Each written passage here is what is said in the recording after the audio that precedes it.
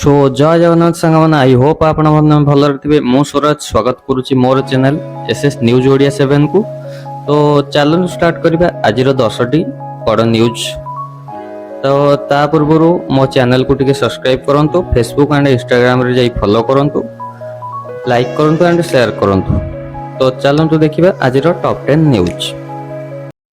ଶ୍ରୀମନ୍ଦିରରେ ପୁଷ୍ପାଳକ ସେବକଙ୍କୁ ବାସନ୍ଦ ଚେତାବନୀ। ଶ୍ରୀମନ୍ଦିରରେ ପ୍ରଶାସନ ଦ୍ୱାରା ପୁଷ୍ପାଳକ ସେବକଙ୍କୁ ବାସନ୍ଦ ପାଇଁ ଚେତାବନୀ ଦିଆଯାଇଛି। ଶନିବାର ଜାରି କରାଯାଇଥିବା ଏହି ନିର୍ଦ୍ଦେଶରେ ଉଲ୍ଲେଖ ଅଛି ଯେ ଯଦି କୌଣସି ପୁଷ୍ପାଳକ ସେବକ ଦୀର୍ଘ ଜଗନ୍ନାଥ ମନ୍ଦିରରେ ଆରତି କିମ୍ବା ପୂଜାର ଯୋଗ ଦିଅନ୍ତି ତାଙ୍କୁ ବାସନ୍ଦ କରାଯିବ।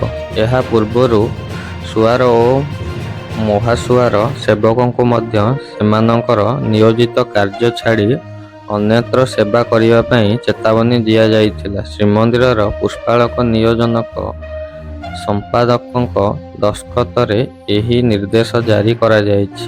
ମନ୍ଦିର ପ୍ରଶାସନ କହିଛନ୍ତି ଯେ ନିୟୋଜିତ କାର୍ଯ୍ୟ ବିରୁଦ୍ଧରେ କାର୍ଯ୍ୟ କଲେ କଠୋର କାର୍ଯ୍ୟାନୁଷ୍ଠାନ ଗ୍ରହଣ କରାଯିବ। ରାସନ କାର୍ଡର ଇ-KYC ପ୍ରକ୍ରିୟାରେ ଗରିବଙ୍କ କାର୍ଡ କଟିଯିବା ନେଇ ଉଠିଛି ଅଭିଯୋଗ। ପ୍ରସଙ୍ଗ ଯୋଗାଣ ମନ୍ତ୍ରୀ କୃଷ୍ଣଚନ୍ଦ୍ର ପାତ୍ର କହିଛନ୍ତି ଯେ ଯେଉଁମାନଙ୍କ କାର୍ଡ ଭୁଲରେ କଟିଯାଇଛି ସେମାନେ ତାଙ୍କୁ ଜଣାନ୍ତୁ। ମନ୍ତ୍ରୀ କହିଛନ୍ତି ଯେ ଆମ ପାଖରେ ପର୍ଯ୍ୟାପ୍ତ କାର୍ଡ ଅଛି, ନୂଆ ଲୋକଙ୍କୁ ଦେବୁ। ଭୁଲରେ କଟିଯାଇଥିବା ପୂର୍ବମାନ ଆବେଦନ କରନ୍ତୁ, ସର୍ଭେ କରି ଦେବୁ। ପ୍ରାୟ 1 ଲକ୍ଷ ଲୋକଙ୍କୁ ରାସନ କାର୍ଡ କଟିଯିବା ଜଣାପଡ଼ିଛି। ମନ୍ତ୍ରୀ ଦାବି କରିଛନ୍ତି ଯେ କେବଳ ଇନକମ୍ ଟ୍ୟାକ୍ସ ଦାତା ଓ ଉଚ୍ଚ ବେତନ ପ୍ରାପ୍ତ କରିଥିବା କର୍ମଚାରୀଙ୍କର କଟାଯାଇଛି, ଗରିବଙ୍କର ନୁହେଁ। ମେ 15 ଓ 20 ତାରିଖରେ ପ୍ରକାଶ ପାଇବ +2 ପରୀକ୍ଷା ଫଳ। ଏପ୍ରିଲ 28ରେ ଖାତା ଦେଖା ଶେଷ ହେବାକୁ ଥିବା ବେଳେ ଏପ୍ରିଲ 30ରେ ଖାତା ଦେଖା ଶେଷ ହେବ। ପ୍ରବଳ ଗ୍ରୀଷ୍ମ ପ୍ରବାହ ଯୋଗୁଁ ମାଲକାନଗିରି ଓ ବରଗଡ଼ ଖାତା ଦେଖା ସେଣ୍ଟର ଆସିବାରେ ସମସ୍ୟା ହେଉଛି। ଫଳରେ ସକାଳ ଓ ସନ୍ଧ୍ୟାରେ ସେଣ୍ଟର ଖୋଲିବା ପାଇଁ ନିର୍ଦ୍ଦେଶ ଦିଆଯାଇଛି। 90% ଖାତା ଦେଖା ଶେଷ ହୋଇଛି। ପ୍ରବଳ ଗ୍ରୀଷ୍ମ ପ୍ରବାହ ଯୋଗୁଁ ଏହି ସମସ୍ୟା ଦେଖାଦେଇଛି। ଏହାସହ ଅନଲାଇନ୍ ଅପରେସନ୍ ପାଇଁ 2 ଦିନ ସମୟ ଲାଗିବ ବୋଲି ପରୀକ୍ଷା ନିୟନ୍ତ୍ରଣ କହିଛନ୍ତି। ପହଲଗାଁ ଆକ୍ରମଣ ପରେ ଭାରତ ପାକିସ୍ତାନ ଉପରେ କୂଟନୈତିକ କଟକଣା ଲଗାଇଛି ସହ ପ୍ରଧାନମନ୍ତ୍ରୀ ନରେନ୍ଦ୍ର ମୋଦି କଠୋର ଚେତାବନୀ ଦେଇଛନ୍ତି। ଏହାକୁ ନେଇ ପାକିସ୍ତାନର ରାଜନୈତିକ ନେତାମାନେ ବିବାଦୀୟ ମନୋଭାବ ପ୍ରଦର୍ଶନ କରିଛନ୍ତି। ପାକିସ୍ତାନର ପୂର୍ବତନ ବିଦେଶ ମନ୍ତ୍ରୀ ବିଲାୱଲ ଭୁଟ୍ଟୋ ଜର୍ଦାରୀ ସିନ୍ଧୁ ନଦୀର ଜଳ ଚୁକ୍ତି ରୋଧକୁ ନେଇ ଆତଙ୍କ ଭାଷାରେ କହିଛନ୍ତି, ସିନ୍ଧୁ ନଦୀର ଜଳ ରୋଧ ନାହିଁ ତ ଭାରତର ରକ୍ତ ବୋହିବ।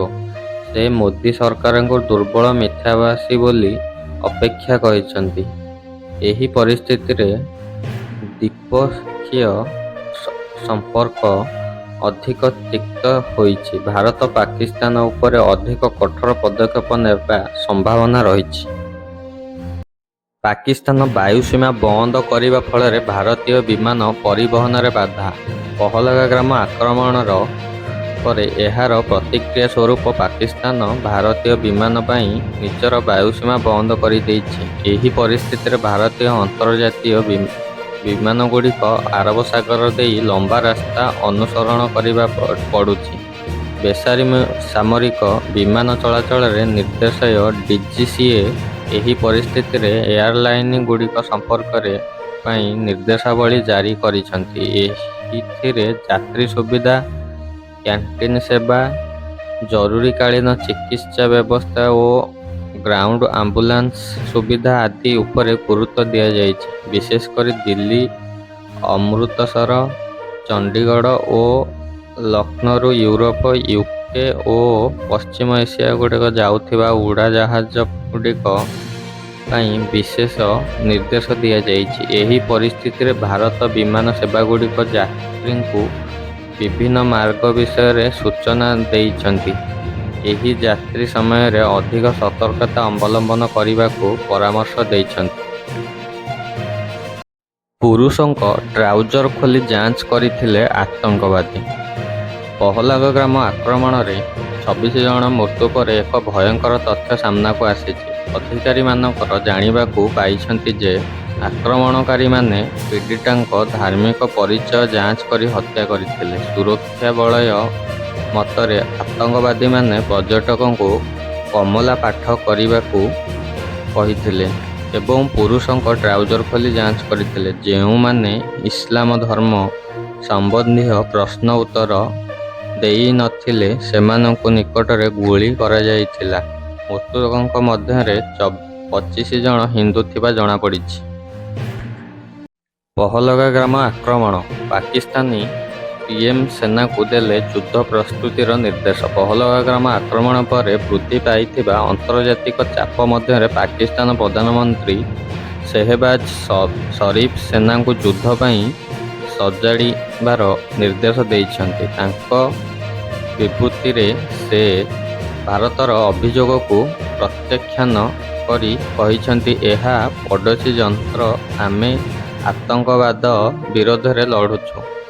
ସେ ଭାରତକୁ ସୃଷ୍ଟ କରିଛନ୍ତି ଯେ ଯଦି ସିନ୍ଧୁ ନଦୀ ଜଳ ଚୁକ୍ତି ବନ୍ଦ କରାଯାଏ ତାହେଲେ ଯୁଦ୍ଧ ଭାବେ ଗ୍ରହଣ କରାଯିବ। ଆମେ ସେନା ପ୍ରତ୍ୟକ୍ଷ ପରିସ୍ଥିତି ପାଇଁ ପ୍ରସ୍ତୁତି ବୋଲି ସେ ସଦୃଶ ସ୍ୱରରେ କହିଛନ୍ତି। 5 ବର୍ଷ ପରେ ପୁଣି ଆରମ୍ଭ ହେବ କୈଳାସ ମାନସରୋବର ଯାତ୍ରା। ଏହି ଦୀର୍ଘ ବିରତି ପରେ ଭାରତ ଏବଂ ଚୀନ ପୁଣି କୈଳାସ ମାନସରୋବର ଯାତ୍ରା ଆରମ୍ଭ କରିବେ। ଜୁନରୁ ଅଗଷ୍ଟ 2025 ପର୍ଯ୍ୟନ୍ତ ଉତ୍ତରାଖଣ୍ଡ ଲିପୁଲେଖ ପାସ୍ ଏବଂ ସିକିମର ନଥିଲା ପାସ୍ ମାର୍ଗ ଯାତ୍ରା ହେବ। ପ୍ରତି ବ୍ୟାଚ୍ରେ 50 ଯାତ୍ରୀ ସହ 15 ବ୍ୟାଚ୍ ଯିବେ। 2020ରୁ କୋଭିଡ୍ ଓ ସୀମା ସଙ୍କଟ ଦ୍ୱାରା ବନ୍ଦ ରହିଥିବା ଯାତ୍ରା ପୁଣି ଚାଲୁ ହେବ। ଆବେଦନ ପାଇଁ kmy.gov.inରେ ଆବେଦନ କରିପାରିବେ। ଚୟନ ପ୍ରକ୍ରିୟା ସମ୍ପୂର୍ଣ୍ଣ କମ୍ପ୍ୟୁଟର ଆଧାରିତ ହେବ। ଭାରତରେ 17.1 କୋଟି ଲୋକ ମହାଦାରିଦ୍ର୍ୟରୁ ମୁକ୍ତି। ବିଶ୍ୱ ବ୍ୟାଙ୍କ ନୂତନ ଗରିବ ରିପୋର୍ଟ ଅନୁଯାୟୀ ଗତ 10 ବର୍ଷରେ ଭାରତର 17.1 କୋଟି ଲୋକ ମହାଦାରିଦ୍ର୍ୟରୁ ଉଦ୍ଧାର କରିଛି। ଉତ୍ତରପ୍ରଦେଶର ମହାରାଷ୍ଟ୍ର ଓ ବିହାର, ପଶ୍ଚିମବଙ୍ଗ ଓ ମଧ୍ୟପ୍ରଦେଶ ମୋଟ ଗରିବ ହ୍ରାସ 2/3 ଘଟିଛି। 2011 ଓ 2012ରେ ଗ୍ରାମ ପଞ୍ଚାୟତରେ 18.4% ଥିବା ମହାଗରିବ 2022-23ରେ 2.8କୁ ଓ ସହରାଞ୍ଚଳରେ 10.7%ରୁ 1.1%କୁ ଖସିଛି। 2021-22 ପରଠାରୁ ରୋଜଗାର ବୃଦ୍ଧି ମଧ୍ୟ ସକାରାତ୍ମକ ପ୍ରବୃତ୍ତି ଦେଖାଦେଇଛି। ରିପୋର୍ଟରେ ଗ୍ରାମୀଣ କର୍ମ ଓ ମହିଳାଙ୍କୁ ମଧ୍ୟ ସ୍ୱୟଂ ରୋଜଗାର ବୃଦ୍ଧି ଦେଖାଯାଇଛି, ଯାହା ଅର୍ଥନୈତିକ ଅଂଶଗ୍ରହଣକୁ ସହାୟତା କରିଛି। ପାକିସ୍ତାନୀ ହିନ୍ଦୁ ଭିସା ବୈଧ ଏମ୍ଇଏ ସ୍ପଷ୍ଟ କଲା। ପହଲଗାଁ ଗ୍ରାମ ଆକ୍ରମଣ ପରେ ପାକିସ୍ତାନୀ ନାଗରିକ ଭିସା ସ୍ଥଗିତ କରିବା ସତ୍ତ୍ୱେ ବୈଦେଶିକ ମନ୍ତ୍ରଣାଳୟ ଏମ୍ଇଏ ଗୁରୁବାର ସ୍ପଷ୍ଟ କରିଛି ଯେ ପାକିସ୍ତାନୀ ହିନ୍ଦୁଙ୍କ ଦୀର୍ଘାମୀ ଆଦି ଭିସା ଏଲ୍ଟିଭି ବୈଧ ରହିବ। ମନ୍ତ୍ରଣାଳୟରେ କହିଛନ୍ତି, 24 ଏପ୍ରିଲ ନିଷ୍ପତ୍ତି ପାକିସ୍ତାନ ହିନ୍ଦୁଙ୍କ ପୂର୍ବ ଏଲ୍ଟିଭି ଭିସା ପ୍ରଭାବିତ କରିବ ନାହିଁ। ମେଡିକାଲ ଭିସା 29 ତାରିଖ ପର୍ଯ୍ୟନ୍ତ ବୈଧ ରହିବ ବୋଲି ମଧ୍ୟ ଜଣାଯାଇଛି।